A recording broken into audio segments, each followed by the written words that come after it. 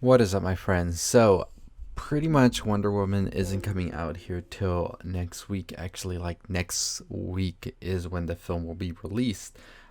So we actually do have the whole plot of Wonder Woman out because it's actually released everywhere else, for the most part, overseas. Not everywhere entirely, but it's a movie that I've been hearing about for the past 2 years now, and there was plot leaks all around. So I'm just like, once I heard about what I'm about to talk about, I was just like, might as well let's talk about what that could hold for the future of the DCU. So of course, big spoilers. If you're not in like these overseas countries, you probably can't see it until it comes out. If you're in the United States, you won't see it till next week when it releases on HBO Max, movie theaters, all your choice. So the plot of Wonder Woman 1984. What is it about? So last year there was some leaks about what was going on, and from me reading those leaks and now listening to what actually happens in this movie, they were kind of spot on. So this movie basically revolves around Maxwell Lord. We did know he was going to be the main antagonist. He's played by Pedro Pascal because that is the way. And so pretty much what's going on here is that there is a dream stone that can pretty much give you any wish you want, but you give up something in return. And so what he does is he actually takes the Dreamstone and wishes to become the Dreamstone. So he will be sort of this genie of sorts, and you're gonna have to like give him something in return if you want to be like make your wish come true. And so this is how he's able to manipulate so many people, including the president of the United States. Diana actually wishes for Steve Trevor to come back to life, and this is going to cost her her superpowers. So there's your question. Well, your question was, how did Steve return? So here's your answer. And so what we see also is that Kristen Wiig, who is playing Cheetah, Barbara Minerva, actually wishes to become like Diana, an apex predator of sorts. And so she is actually able to be like her, super strength, confidence, all of that. But in return, she loses herself. So not a good thing right there, right? What we end up seeing is that Maxwell Lord starts to pretty much get a little crazy with this power, and this also means that the stone gets more powerful and in turn making the world more chaotic because, let's face it, some people aren't going to wish for pretty little ponies all the time. And so what we see is that the more the wishes come, the more he gets out of touch, and he's just gaining all of this power, and the whole world is just plummeting and everything's just turning to shit. And then we're hearing about war and all of this around the world. And then it's like, yeah, this stone is actually responsible for the collapse of civilizations across history, because what is going on is that it's just gonna turn the whole world to shit. So Diana's like, we gotta put an end to this. And in doing so, she actually has to give Steve back because, as I said, her superpowers were the thing that were being given up. So she can't really go head to head against Cheetah and Maxwell Lord if she doesn't have the powers. And so she ends up leaving Steve once again and basically banishing him away. And it is apparently a very, very sad scene to watch. So I'm getting ready because I'm an easy crier and I'm ready to cry. So that's just me. We do see her end up going against Cheetah and then ultimately ends up going against Mr. Max himself. And so what we see is that Barbara is able to get another wish from Max as he's able to sort of reset it in a way. And so this is where she says she wants to become an apex predator, and is when we finally see her final transformation into Cheetah. And so Max sort of becomes this sort of like broadcast to the world, and he tries to get every person on Earth to sort of give their wish. And this is going to cause everything to be sort of like chaotic, as I said.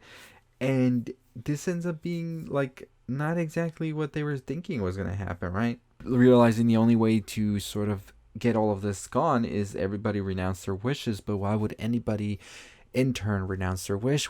Well, if they knew the truth of what all of this was causing, they would do it. So she ends up using the lasso of truth on Max, and he pretty much tells him what is going on. And then we actually see that he doesn't want to do this deep down, and we see the truth that he's just like scared himself, and now he realizes his son is in danger as well. And she's like, you can save him, and you just have to put an end to all of this. So they just have to renounce the wishes, and that's what ends up happening as the world finds out exactly what this causes. due to Max telling the truth, they renounce the wishes. We end up seeing Max reunite with his son, and he says that the only thing he wished for was for his dad to come and get him, and that's pretty much Max just like, damn, I fucked up, right? And he says, you don't ever have to make a wish to make me love you. And pretty much went right there. We skip a few months to Christmas, and then we see Diana is pretty much like, you know what?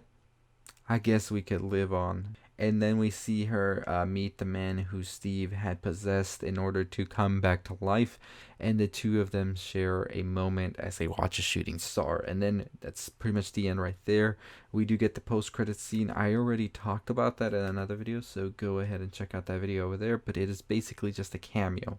So I think that Wonder Woman very much so ended the way it wants to end. You know, it didn't want to give us, like, I like that the ending sounds like it's not your cliche big fight between the villain and the main hero.